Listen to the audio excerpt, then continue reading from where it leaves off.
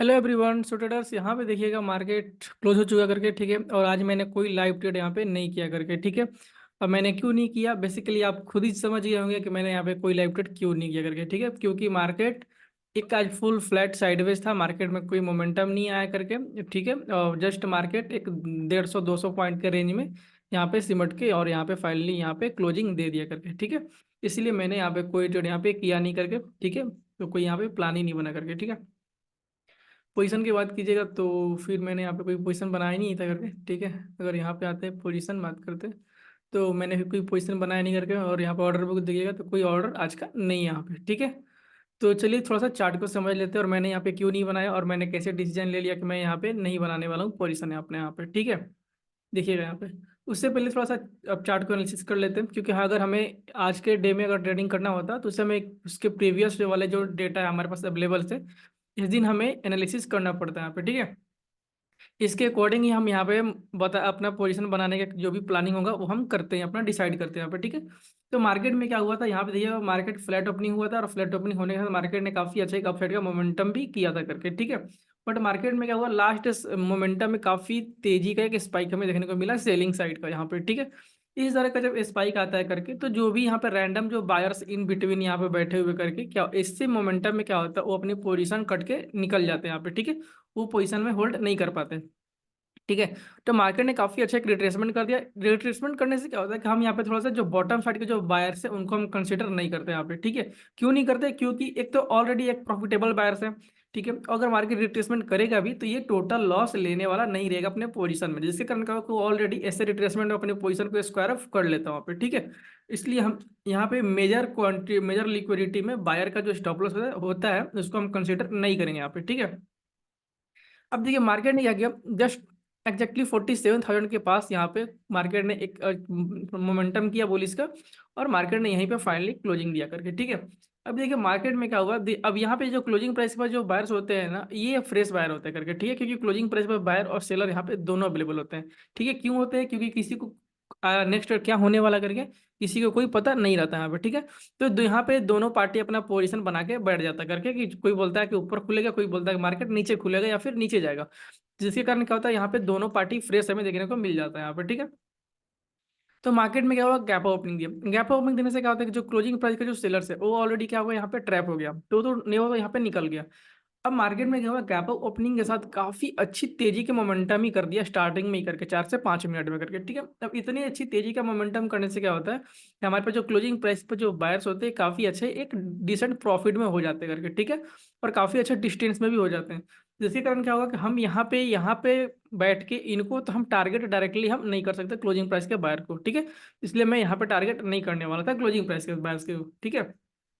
Market opening कहाँ दिया, directly resistance के पास दिया था। हमने हमेशा बताया था कि मार्केट हमेशा डिस्टेंस में जो नजदीक होता है उसको टारगेट करने की कोशिश करता है।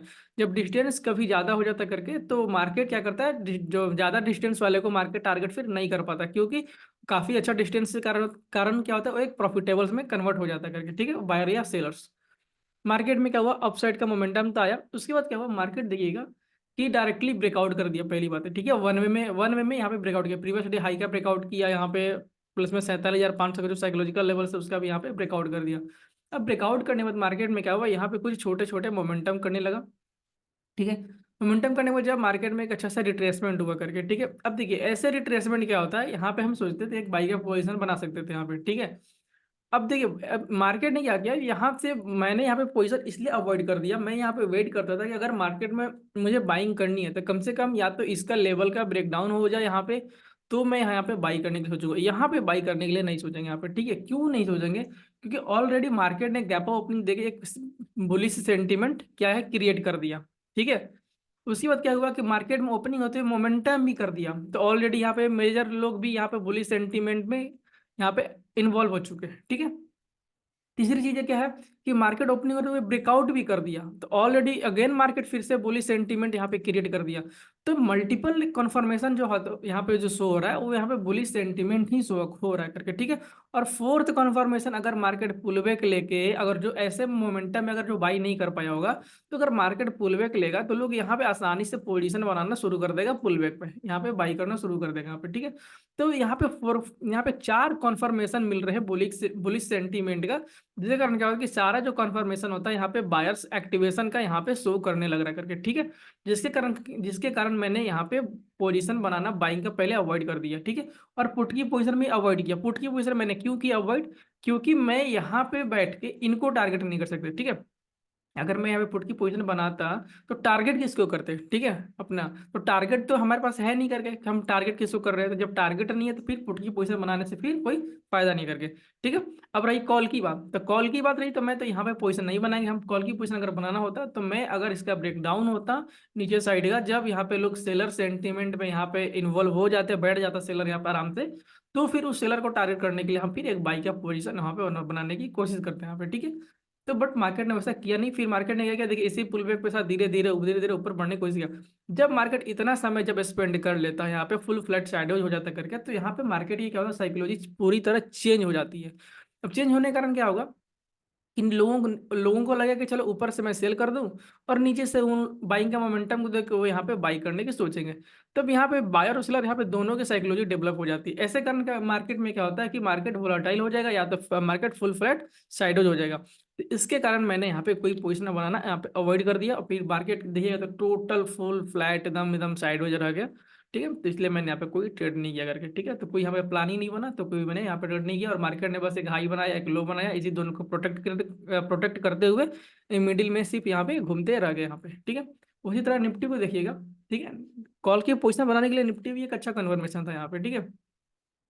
क्योंकि निफ्टी जो क्या था, एक अपने ऑल टाइम हाई के पास था, ठीक है। ऑल टाइम हाई के पास मार्केट में क्या रहा, बार बार रिजेक्शन दे रहा था करके, और निफ्टी में भी काफी अच्छा मोमेंटम आया था। तो जब मार्केट में ऑल टाइम हाई के पास अगर निफ्टी रिजेक्शन ले रहा है करके यहाँ पे, तो निफ्टी को क्या था, यहाँ पे रिजेक्शन के साथ यहाँ पे कंटिन्यू करना चाहिए था ये मोमेंटम, ठीक है। क्योंकि मार्केट को रिजेक्शन जब अगर लेगा, पुलबैक लेता है करके, तो पुलबैक पे मार्केट को ज्यादा समय स्पेंड नहीं करना चाहिए, ठीक है। ये चीज समझ लीजिएगा।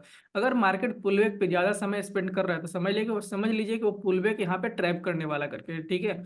तो मार्केट को अगर ऊपर निकलना होता करके ना, तो बहुत तेजी से इसको निकलना चाहिए था करके, बट मार्केट ने क्या किया, निकल नहीं पाया। जिसके कारण क्या होगा, समझ में आ गया कि मार्केट में यहाँ पे सिर्फ बायर एक्टिवेट होने के लिए कोशिश करेगा कि मैं ऊपर जाऊंगा, ऊपर जाएंगे, ऊपर जाएंगे, और मार्केट ऊपर जा नहीं पाएगा। फिर मार्केट क्या होगा, सेलिंग में कन्वर्ट हो जाएगा यहाँ पे, ठीक है। तो इसीलिए मैं सेलिंग का ही तो वेट कर रहा था कि मार्केट में सेलिंग आ जाए और नीचे की तरफ ब्रेकडाउन हो जाए, तो फिर हम बाई करने की कोशिश करेंगे। ये वाला सेटअप था अपना बाइंग का।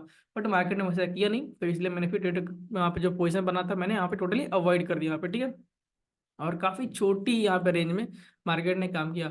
तो पता नहीं क्या हुआ करके, मार्केट इन दिनों कोई मोमेंटम कर नहीं रहा करके, 100 150 200 पॉइंट के रेंज में रह रहा करके, और टोटल यहाँ पे डीके का ही लॉस हमें देखने को मिल रहा है करके, ठीक है। तो इसलिए मैंने यहाँ पे पोजीशन को अवॉइड कर दिया था यहाँ पे। तो फाइनली आज मेरा यहाँ पे कोई पोजीशन नहीं बना यहाँ पे, ठीक है। तो और यहाँ पे भी कोई अपना पोजीशन नहीं बना, पोजीशन ऑर्डर यहाँ पे एम्प्टी है टोटल। तो चलिए कोई बात नहीं करके, आई थिंक अगर आपने भी कोई पोजीशन बनाया होगा तो आप कमेंट कीजिएगा, बताइएगा आपने क्या बनाया, कॉल बनाया, पुट बनाया, आपका क्या साइकोलॉजी वहाँ पे डेवलप हुआ करके, ठीक है। तो थैंक यू फॉर वॉचिंग, फिर कल मिलते हैं लाइव के वीडियो में। Thank you.